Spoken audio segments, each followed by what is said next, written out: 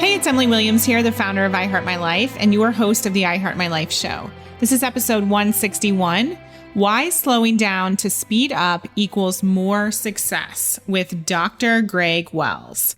So I'm going to share a little bit about who Dr. Greg is, and I'm going to tell you why I'm so excited about this episode. So Dr. Greg Wells is a performance physiologist, a researcher in translational medicine at the Hospital for Sick Children, and the CEO of Wells Performance, which is a global consulting firm. He's also the author of The Ripple Effect and Superbodies, and his newest book called Rest, Refocus, Recharge.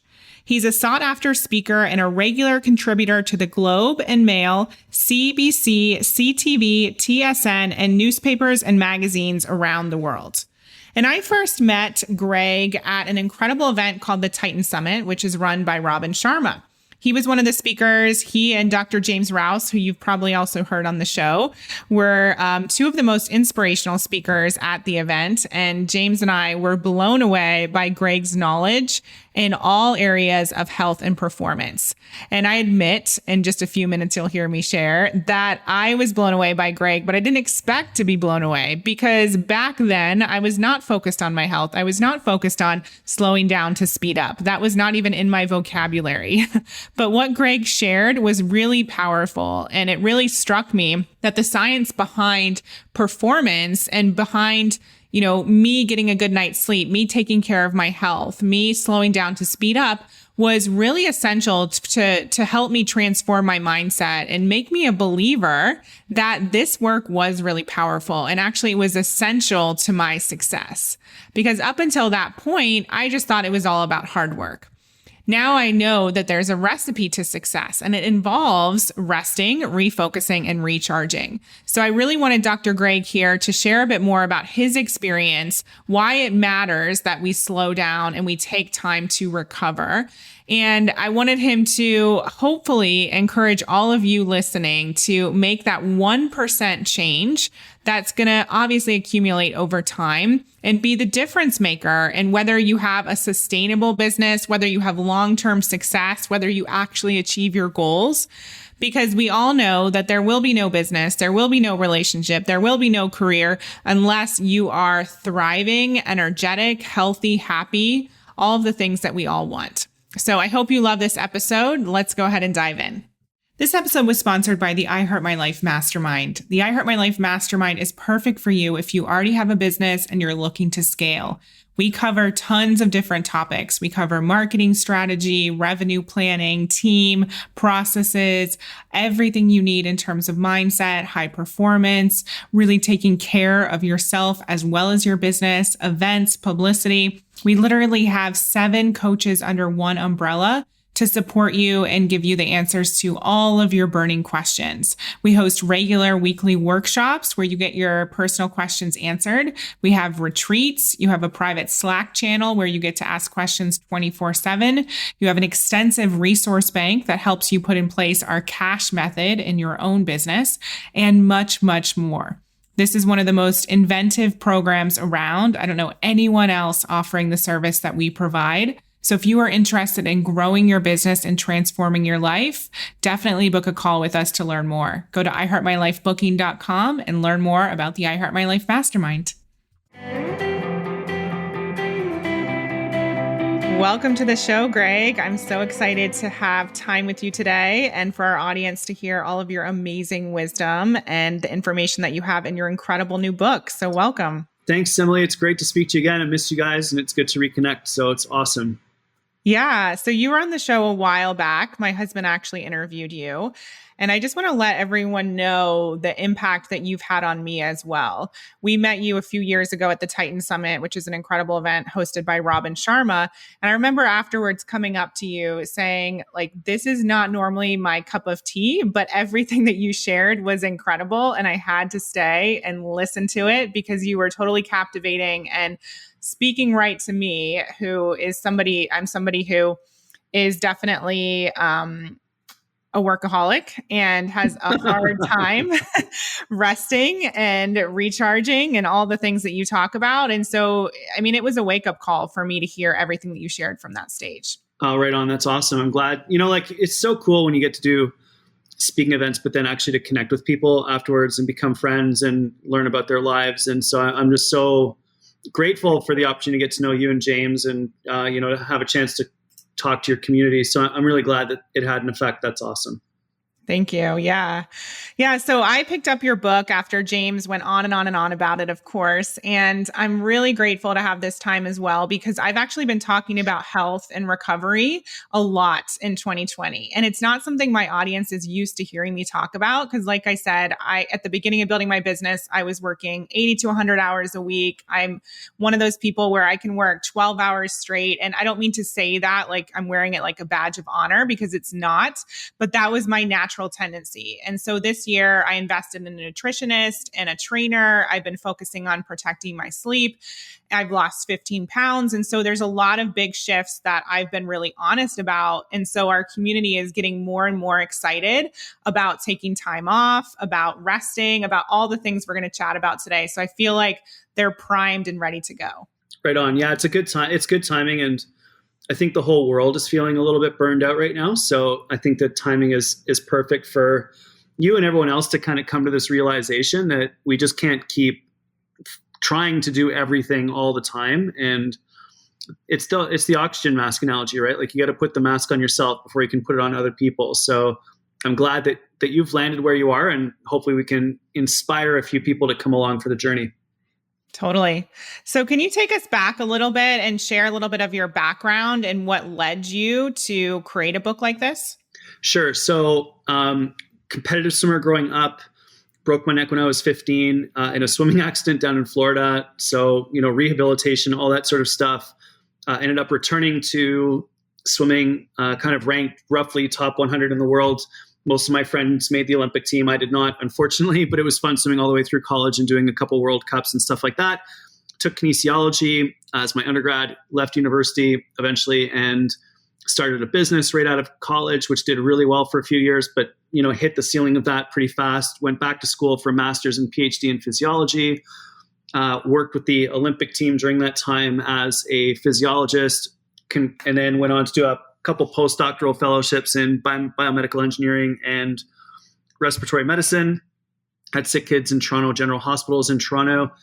I'm now a scientist at Sick Kids, doc at and was a professor at U of T.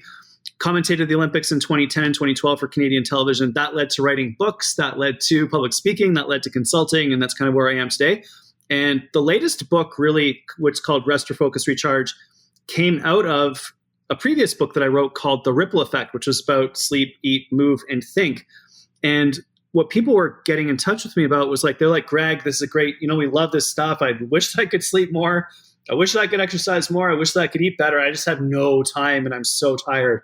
And I realized that the answer was just helping people to actually incorporate this stuff into their lives because they're just so busy. And the whole idea behind Rest, Refocus, Recharge was slowing down in order to speed up and providing people with the scientific foundation to justify actually slowing down, pausing, breathing, taking a break to enable them to be able to move forwards. And this is hard for me. I'm like as type A as they come, high achiever, all those sorts of things.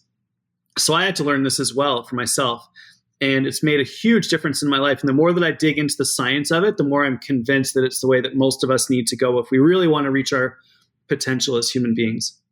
So I feel like for a lot of us, we've been programmed to think that hard work equals success. And so taking time off, resting, focusing on sleep, all of those pieces, it's not necessarily natural. And so having that scientific proof backing up and really understanding what the results are going to be when we put this in place, at least for me, that's made, one of the biggest differences because I now know why this is so important.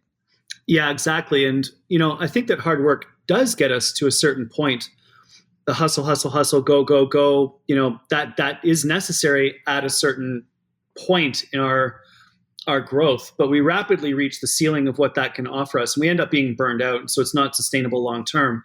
So the game, I think at that point becomes trying to figure out how we can shift.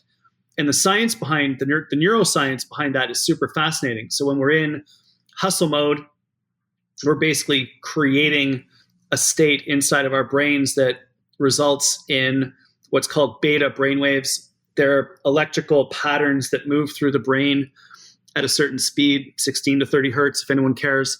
And we can actually measure that with EEGs on the head. And that's your hustle and sort of execute mode. It's totally fine. We all need that to get stuff done. You and I are in beta brainwave mode right now for sure.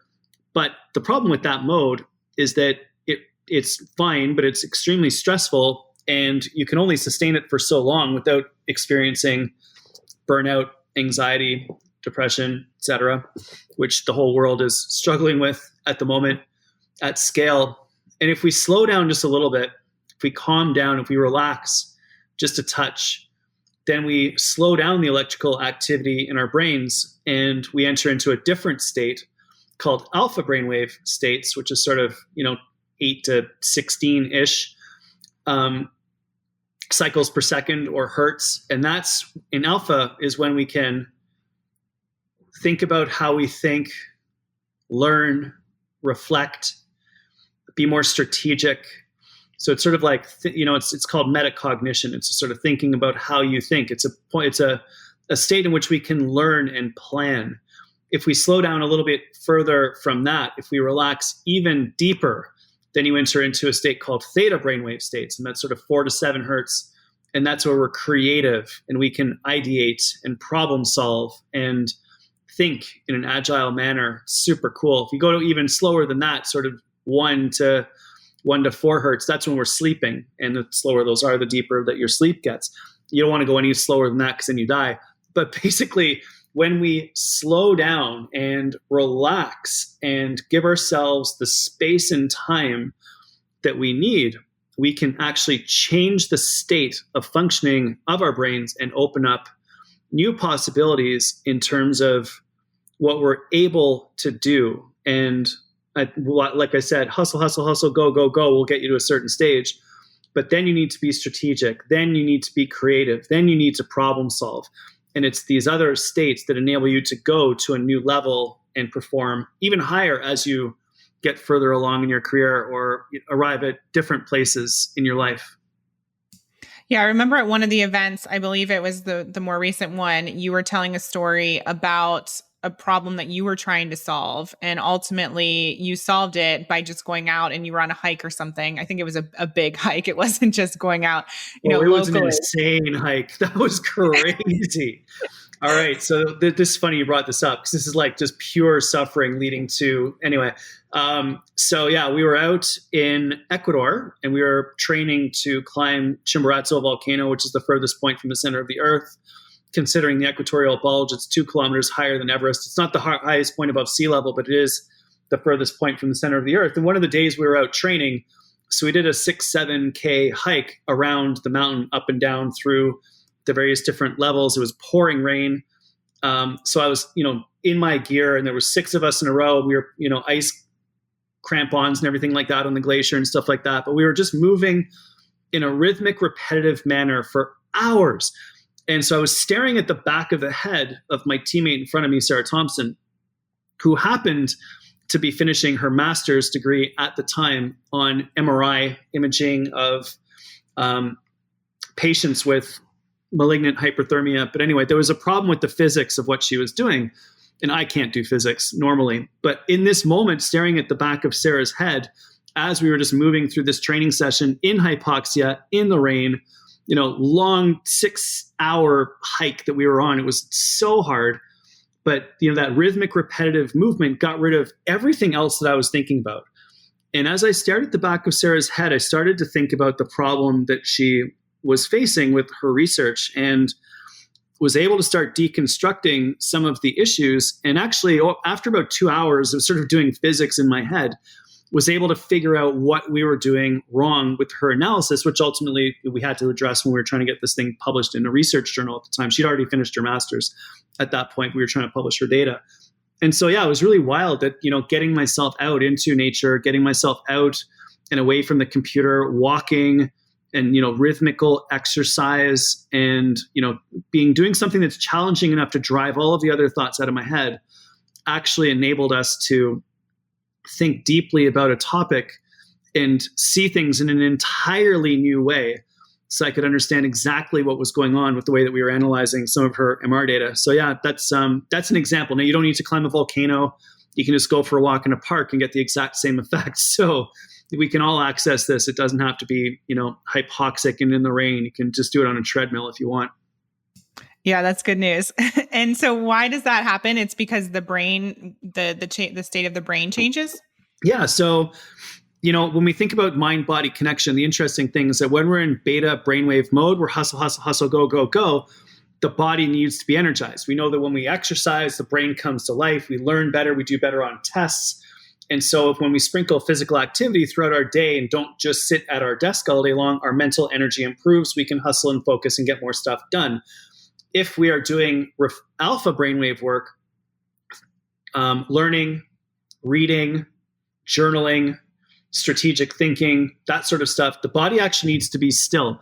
If you think about someone deeply immersed in a book, they're frozen, literally, right? So that's how we operate when we're in alpha.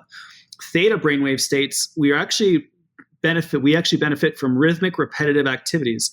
So daydreaming or ideation or sort of eureka moments happen when we're in the shower, for example, and rhythmic, repetitive water is hitting, that stream of water is hitting your head and you're sort of, maybe rubbing your eyes and the water is hitting you and you're just sort of, waking yourself up and then boom, you've got this new idea.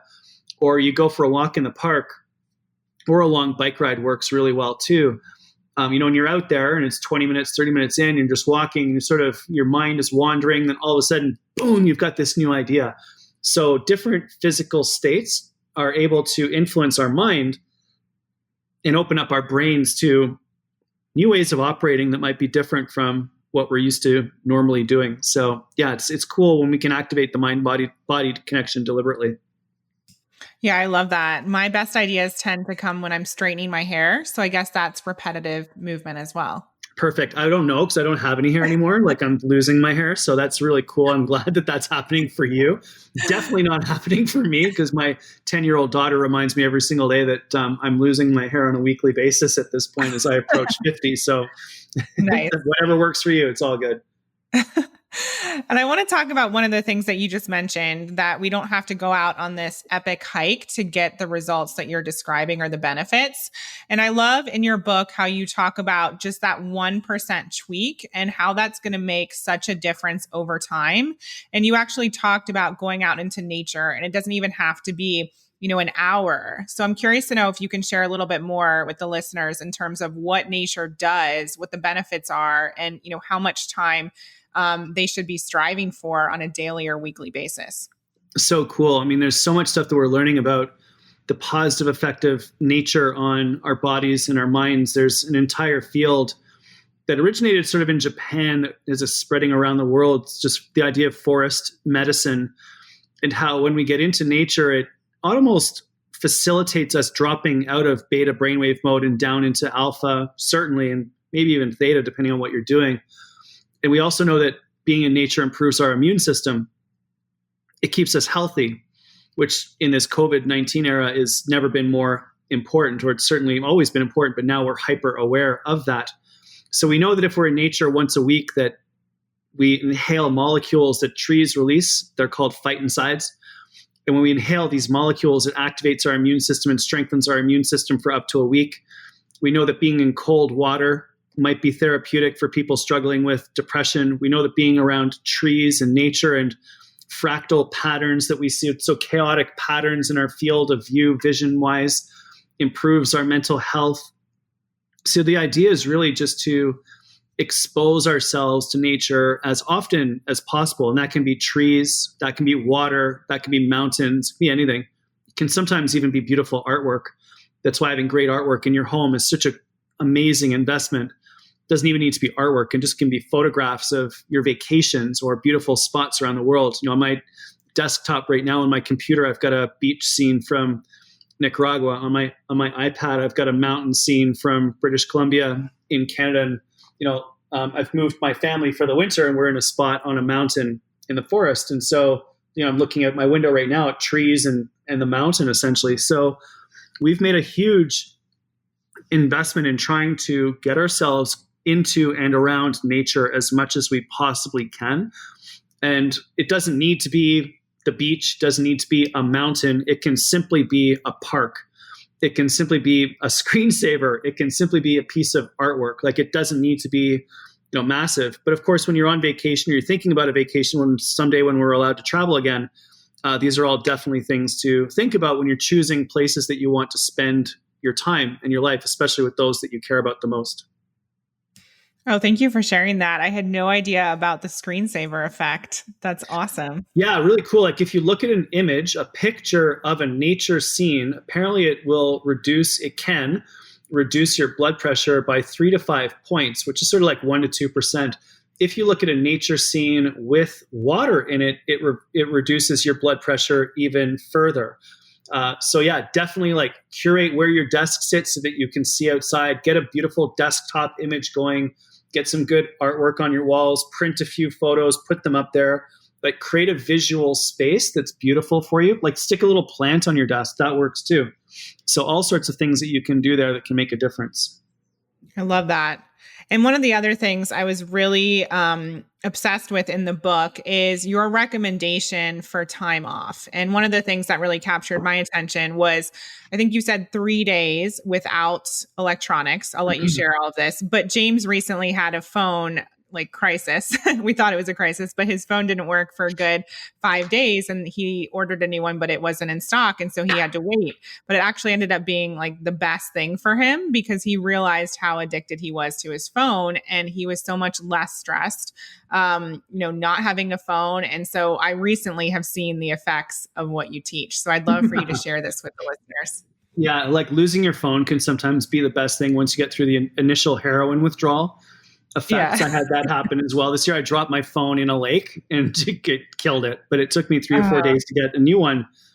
And it was a glorious 3 or 4 days, right? Like, I was totally fine. I didn't need it. It hurt because I'm addicted to it. But ultimately what I would love for everyone to think about is the 1, 2, 3 rule. I would love for you to spend an hour a day with no technology doing something that benefits you. Meditation, yoga, walking, hot bath, reading a book, truly don't care, but something that's good for you, that helps you to grow, that makes your life better, that does not involve technology. And by the way, I'm a huge fan of tech. I've got an Apple Watch on, I've got an iPhone on my desk, I've got an iPad going here, I'm on a computer. Like, I leverage technology like crazy to enable me to do more work and to serve the people that I want to serve. But at the same time, I recognize it has a negative effect upon me. Even not Steve Jobs, Tim Cook from Apple was interviewed on Outside Magazine's podcast this week, and he spoke about the fact that he's learning how to spend some time away from his devices. And he's head of Apple. Johnny Ive, who designed the iPhone for Apple, wouldn't allow his kids to use one because he knew about the powerful effects that it could have on us, both positively and negatively. So I'm a fan of tech, but I'm also learning to give myself a break. Part of one of the reasons why we're out here in nature right now is getting away from things. And the second step of the puzzle, so it's 1 hour a day. The second step of the puzzle is 2 days a month, which is basically 1 weekend a month. Turn your devices off and give yourself a complete tech-free weekend. You will be shocked at the amount of time that you have to do other things when you're not mindlessly scrolling through your phone and checking your email for the 80th time that day. And then the third component is 3 weeks a year where you take a real vacation and unplug completely.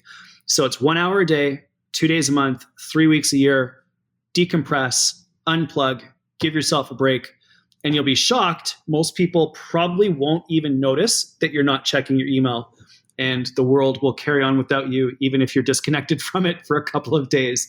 So yeah, that's the 1, 2, 3 rule that we recommend for people. I love that. And can you share a little bit, for those people who are like, I can't possibly take 3 weeks off. I know that you said most people won't notice, but can you kind of cement the benefits for us so that people understand why this is so important?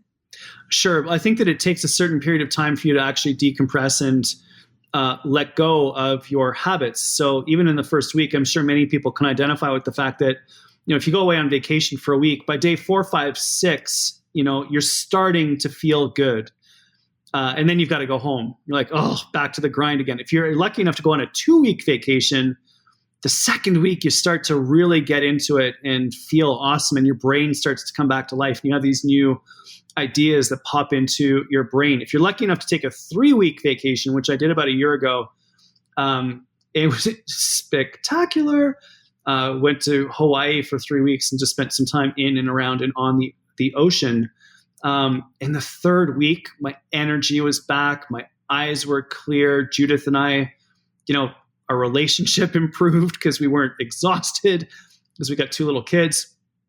So yeah, I think that just giving yourself that time to decompress, the time to recover is so critical. I know there's many entrepreneurs that are listening to your show, people that, have many things that they're responsible for in their lives. And the interesting thing about taking a real vacation and really unplugging is it forces you to implement systems where other people or technology can do your work for you, which is really important, because ultimately what you want to be able to do as you grow a business is take yourself out of the day-to-day operations and move yourself into more of a strategic leadership role where you're thinking, not doing.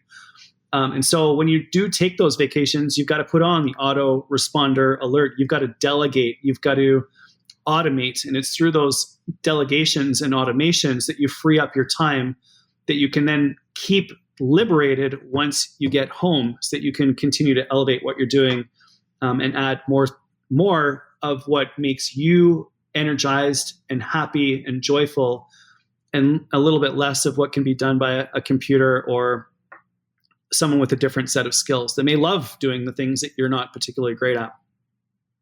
Yeah, I love that you brought that up, because I'm actually planning next year to take 3 weeks off in June. And my whole reason for that is similar to what you just described. I want to have kids at some point. And so I want to make sure that our business is set up so that I can actually have time off.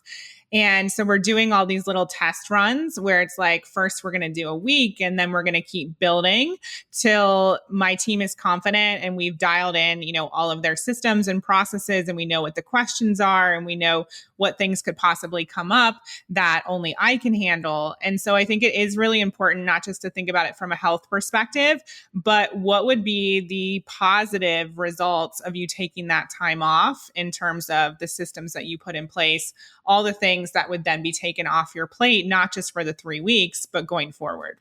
Exactly. And we can do that. Think about that, not just from a personal perspective, but also from not just from a business perspective, but from a personal perspective too, right? Like, what can we automate in our lives? What can we delegate? How can we use apps like Calendly to control our schedules and protect time? How can we automate invoicing, for example, or automate bill payments? Like, there's so many things we can do now using technology that save us time, and finding those systems makes a huge difference for us. One of the reasons why we decided to move for 6 months is just to break apart our routines and simplify and eliminate everything from our normal lives so we can rebuild from scratch. That's why I'm really interested in the idea of reimagining the future right now, not necessarily returning to normal as we emerge from this COVID-19 situation that we're in. So I think there's some tremendous opportunities for us to do things differently and to give ourselves permission to craft a life that we want to live, and to deliberately control things. If there's anything that the COVID-19 pandemic taught us, especially in the first 3 months, was that, just think about how fast the world pivoted to virtual meetings. That would have taken us 5 years. It took us 5 weeks. And now everyone knows Zoom, Google Meet, Microsoft Teams, like you name it. Everyone's proficient on all of these different platforms so we can communicate with each other. And so anything is possible, really. Really, humans are incredibly adaptable. And I think sometimes we overestimate, and this is hard for me as someone with a massive ego, sometimes I think we overestimate how important we are, when in fact other people in our teams and our communities can do some of the things that we think only we can do, and in fact are begging for the opportunity and the growth that comes along with taking on some of those opportunities. And in my family right now, that's my kids. Like my daughter's 10 and she's loving being given some responsibility at the moment. And so, we're sort of leaning into that. And certainly my team in my company, I'm definitely doing that as well, letting go of some of the things that I've maintained some pretty close control over, but allowing my team to make some more decisions, and it's liberating me and they're loving it. So lots of things to do. Just liberate your thinking and craft a beautiful life for yourself moving forwards. Yeah, that's amazing. And I love how, more and more people, like at the beginning of your book, you have this quote from, I believe that he's the founder of Reddit.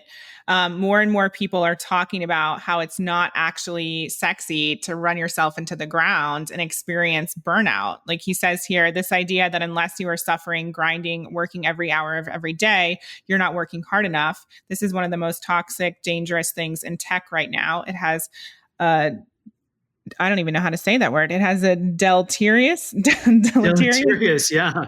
effects, and not just on your business, but also on your well-being. And I think it's so great that people are speaking out, and it's not, because gone are the days where people want to be working those crazy hours, and they are starting to understand what the effects are on their health, and that there won't be a business if they keep operating in this way, and there won't be a movement, and they won't have the impact and the legacy. And so I think a lot of people are starting to finally get it, but I'm so glad your book is out there, because I feel like it makes it so doable for everyone to at least take one step and, shift that 1%.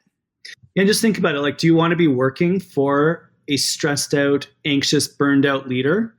Or do you want to be working for someone that's calm, cool, collected, and energized? Do you want to be buying products or services from someone who's stressed out of their mind and burned out and fatigued? Or do you want to be engaging with someone to build a partnership where, they're energized and you can leverage their energy and build off of that? Similarly, like as a dad, do I think my kids want to hang out with me when I'm tired, burned out, and stressed? Absolutely not. They want to wrestle me. They want to run up and down stuff. They want to jump and play. Like, you need energy. And the only way to get energy is to recharge. It's like a car. You drive a car, you stop, you plug it in, and you recharge it. When we're thinking about electric cars, right? Like you're a battery. You need to recharge the batteries from time to time. And that comes from sleep. That comes from amazing nutrition. That comes from getting the trainer and doing the workouts. That comes from massage therapy. That comes from doing the foam rolling. That comes from doing the meditation. And it's all of those practices which elevate our life and give us so much more energy in the end, even though it feels like we're losing time when we actually do them. Like, I don't have time to work out. The reality is, if you don't have time to work out, you need to be working out to get that time back. So anyway, yeah, that's great. I'm glad that you've gone in the direction that you've gone, because you've got such a powerful community of people that engage with you. Hopefully they can come along for the ride and learn from all of the amazing things that you're doing as well.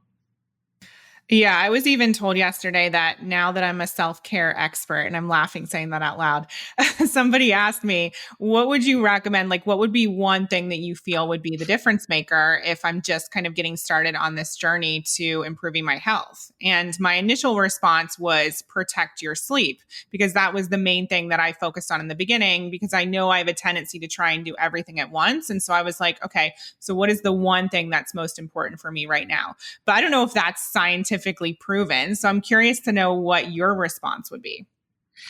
I would probably say the same thing. I always have said the same thing. I'm like, start with sleep.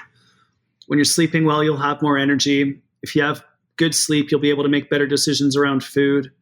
Once you start making better decisions around food, you'll have the energy to be able to do workouts. When you're exercising, your mental health will improve. When your mental health improves, you'll have enough, how do you say that? How should we say this? You'll have enough sort of overall relaxation in your life to be able to improve your sleep. And then you'll end up on this positive, exponential, what we call the ripple effect. It's the original book that I wrote a few years ago. And so it's just that first step is really, I would say sleep. But the reality is it can be anything. I've had spoken to people who are smokers before, and they're like, what do I do? How do I quit smoking? I was like, just start working out. They're like, well, what about smoking? I don't even worry about smoking. Start exercising. Because if you exercise for 6 weeks, you're not going to want to smoke anymore. And similarly for people who are like, I need to lose % body fat. how should I change my nutrition? I'm like, I don't know, maybe you should just start meditating. Let's lower your stress levels a little bit. And once your stress levels are lower, maybe we'll be able to access a little bit more energy so you can start exercising a little bit more. Then once you exercise, then you're going to feel better and you're going to want to eat better so that you have more energy to exercise even more. So I don't know. I really think that to some extent, it doesn't matter where you start. You just have to start. And we want to be doing micro changes consistently. The idea of being 1% better every single day compounds over time, and then you won't even recognize yourself in a year if you're able to do that. And we all know that compound interest is saving $20 a month for a long time is a really easy way to get rich if you continuously do it, leveraging compound interest. Well, our bodies are exactly the same way. If we leverage compound exercise, compound nutrition over time, 1% at a time, which is only 15 minutes of your day, amazing things can occur if we do that consistently and keep at it. Thank you for sharing that. In our final few minutes, I just want to ask one more question about the concept of doing less to achieving more. And for me, if you would have asked me even just a year or so ago, if I believed that, I probably would have said no. But now I'm really obsessed with this idea of simplicity and not necessarily, releasing new programs and courses all the time, but being really good at rinsing and repeating things and fine-tuning our launches and making things more systematized. But can you share your perspective about why that's so important and why you'll achieve more by doing less? Yeah, for me, it's all about creativity right now. And it's about providing myself with the time and space to do the things that I love to do. And I'm pretty busy. I've got a lot going on. I've got a lab at Sick Kids and still trying to publish research papers from data that we've collected. Writing yet another book. Busy family life, consulting practice. Like we're pretty swamped. And I find that the less that I do, the better I get at those few things. And if I look back sort of historically at my own life and everything that I've done in my life, and I was to, go back and tell my 20-year-old self something, I would go back and say, look, just lean into everything just a little bit more. I've had a great life, love everything. No real regrets, couple mistakes here and there, but like no real regrets about anything other than I think that I probably could have just leaned into being a swimmer a little bit more. I could have leaned into being a graduate student just a little bit more. I could have leaned into being a postdoctoral medical researcher just a little bit more. Like, I think that that's really, really the game. So when we do stop doing things, when we simplify our lives, we open up time and space. That gives us the opportunity to either drop in new interesting things or new interesting people that elevate us. And that new thing could even be a new practice. It could be a new book. It could be a new program, a new way to serve other people. So yeah, lots of different things that we could do if we actually slow down. The end result being is that we'll exponentially improve in the future. Yeah. So the one thing I loved about what you just said is also that, when I think about masters, they have practiced something over and over and over, and that's how they became masterful. They weren't trying to do every single thing under the sun and stretch themselves too thin. So I absolutely love that. And then the final question we ask all of our guests is, what would you recommend our listeners do to create a life that's better than their dreams? What is one way? One thing that you can do to create a life that's better than your dreams, I would just even be like, create a life of your dreams. I would say that the one thing that I'm working on right now, which is helping tremendously, is the idea that I learned from Robin Sharma that clarity precedes mastery. And so unless we know what the life of our dreams is, then it's really hard to move towards it. And I think a lot of us don't really give ourselves, again, the time and space to do the journaling or the writing or the goal or the dreamscaping that's necessary to craft a vision for where we want to be going. And I mean details. I'm like, in 5 years, to the penny, how much money do you want to have in your bank account? To the minute, how do you want your days to look like? To the pound, how much do you want to weigh? What do you want your relationships to look like very specifically? What kind of vacations do you want to be taking? What kind of work do you want to be doing? Exactly, right? So when we really drill down and to absolute, precision define what it is that we want from our lives, I think it becomes easy to then direct your attention and energy towards where you want to be going. So yeah, that's the whole clarity precedes mastery thing. So if you're going to do one thing, I'd get really clear about where you want to be going in your life. And that could be massive for you in all aspects of what you do personally and professionally. Oh, totally. Yeah, that's awesome. And I think some people will probably be like, well, what if I don't know? And I would challenge that because I believe people do know. It's either that we're not scared or we're too scared to admit it. We're worried that if we say something or set a goal and we don't achieve it, we're going to be disappointed. So like remove all of that junk and just get clear about what it is you actually want, because you're much more likely to achieve it and reach that goal if you actually are honest with yourself. And like you said, if you get super specific. So thank you. No worries. And it's even that we can take it, further based upon what you just said. If they may say like, I don't know, or they're afraid of what, could come out of it, or, all these the chatter that goes on in your mind. The game really is that you want to liberate yourself from what anyone else thinks. It doesn't matter what anyone thinks of your goals, your dreams, your passions, your pursuits. It doesn't matter what your parents think. It doesn't matter what even what your loved ones think. Like this is your life. Doesn't matter what your coworkers think. Doesn't matter what the market thinks. I mean, to some extent, it sort of does. If you're trying to sell something, the market will decide if it's good or not. But at the ultimate game is we liberate ourselves from all external validation of what we want to be doing, thinking, saying, and being in our lives. So you are absolutely correct that, we may actually really know where we want to go, but we don't go there because we're afraid of some form of external judgment or external validation. And it's when we eliminate all of that external nonsense that we're able to actually move in the direction that we really want to move in for ourselves in our lives. And that's when we really start to get happy, when it becomes easier to access joy, when you stop caring about what people say on Instagram, something I'm still struggling with. But that's where we're trying to go. So I love the fact you brought that up and just wanted to reinforce it. That's great thinking. Totally. And even if the marketplace doesn't get what it is that you're selling, if you have confidence, like people sell crazy things because they're confident. So it really does start with you.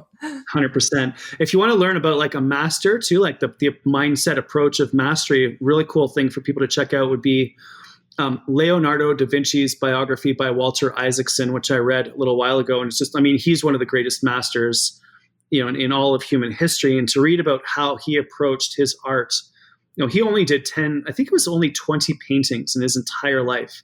What? One of which was the Mona Lisa, but which was also unfinished, by the way. It was in his bedroom where he died. He was still working on it. But think about that, like, Leonardo only did 20 pieces of work in his entire life. So, wow. That's the level of precision that you could go to. That's the level of passion. That's the level of depth that you could get into. And pretty cool ideas there. So that might be something for people to explore. Thank you so much. Awesome. So where can people find you, Greg? Yeah, you can check out my website, drgregwells.com. All my social media are at Dr. Greg Wells. Podcast is the Dr. Greg Wells podcast. We have a new app out now, which I'd love for people to check out if you want to. It's called Vivio. It's for Apple Watch and iOS. It allows you to track health and well-being and get some individualized, personalized tips. That's Vivio, Viivio. What else? And the new book is Rest for Focus Recharge. So if you want to check that out, that'd be great. I'd really appreciate it. Awesome. And I love that you're sharing all these projects that you're up to. There's really no excuse for people not to implement this stuff. You are a busy guy and you're doing it. So, Dr. Greg Wells has the exact same amount of hours in a day as we do, everyone. Thank you so much, Greg. I really appreciate you. Oh my gosh, Emily, it's so good to chat to you again. Huge hugs to James. Thanks so much for everything you guys are up to, and so great to talk to you again. You too. I hope you loved today's episode. I love Dr. Greg Wells. He is so inspirational, and I really feel like he makes this super simple and doable for anyone. So definitely check out his book. It's called Rest, Refocus, Recharge by Dr. Greg Wells.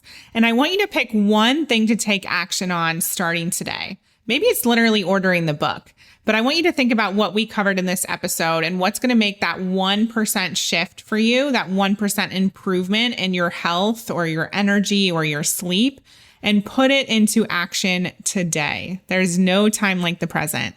And if you know somebody who needs all of this material, send it their way. We love to have new listeners and subscribers at the I Heart My Life show, and we'd appreciate your support in that area.